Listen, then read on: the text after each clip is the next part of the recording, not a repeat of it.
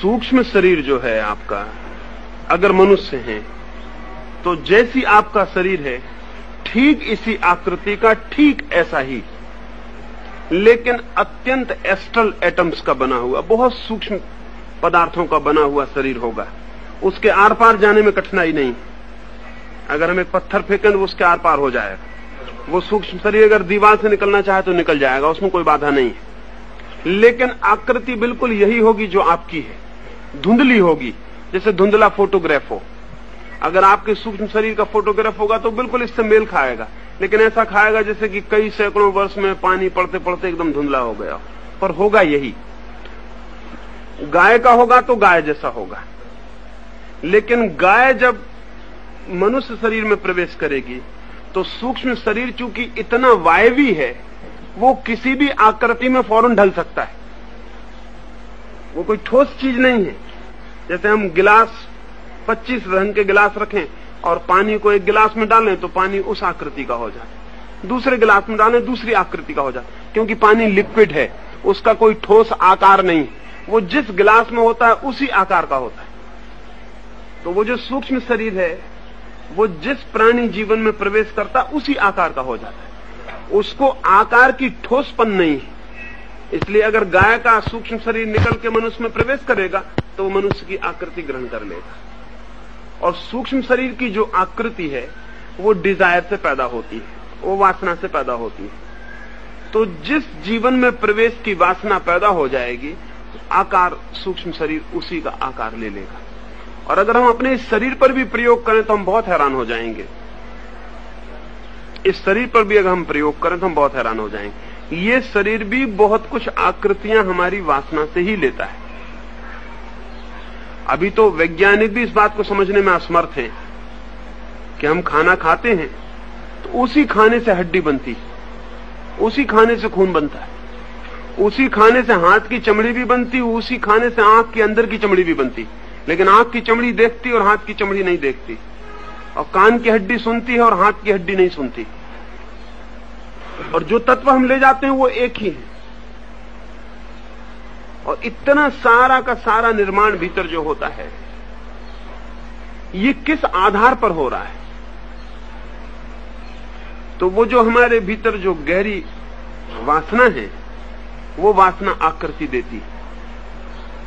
और उस वासना का सूक्ष्मतम रूप, अब वो कहते हैं कि जरूर किसी कोड लैंग्वेज में कहीं ना कहीं लिखा होगा।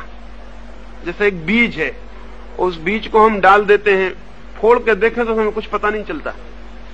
उस बीज को हम मिट्टी में डालते हैं और उसमें से एक फूल निकलता है, समझो सूर्यमुखी का फूल निकलता है। तो सूर्यमुखी के फूल में जितनी पखुरियां हैं,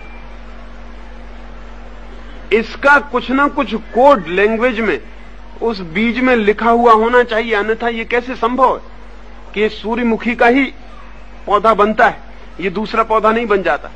बीज में किसी न किसी तरह, किसी न किसी सूक्ष्म तल पर जो होने वाला है वो सब लिखा होना चाहिए।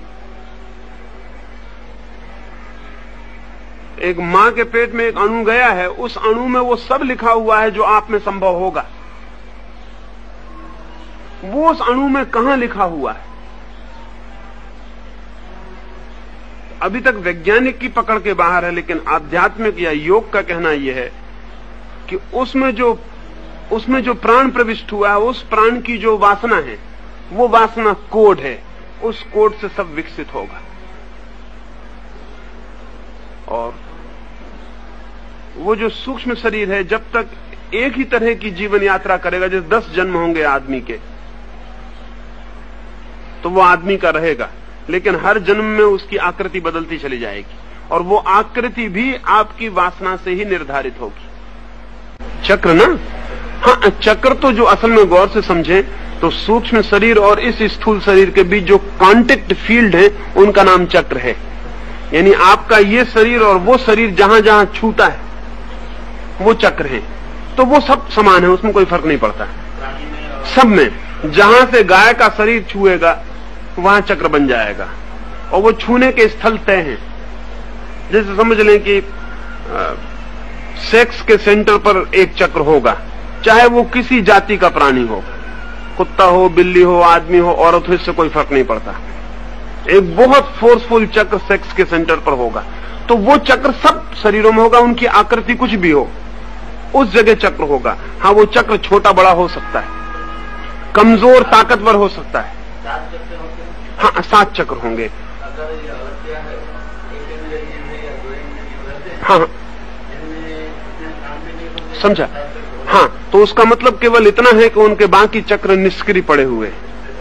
वो जब भी सक्रिय हो जाएंगे उनकी उतनी इंद्रियां प्रकट होने लगेंगी।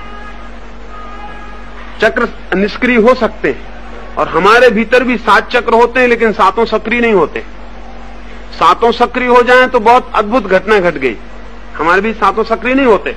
आम तौर से 100 आदमियों की जांच पड़ताल करेंगे तो सेक्स का चक्र तो सब में सक्रिय मिलेगा, बाकी 6 चक्रों में से कोई 1-8 चक्र किसी में सक्रिय होगा, किसी में 2 चक्र सक्रिय होंगे, नहीं तो नहीं होंगे।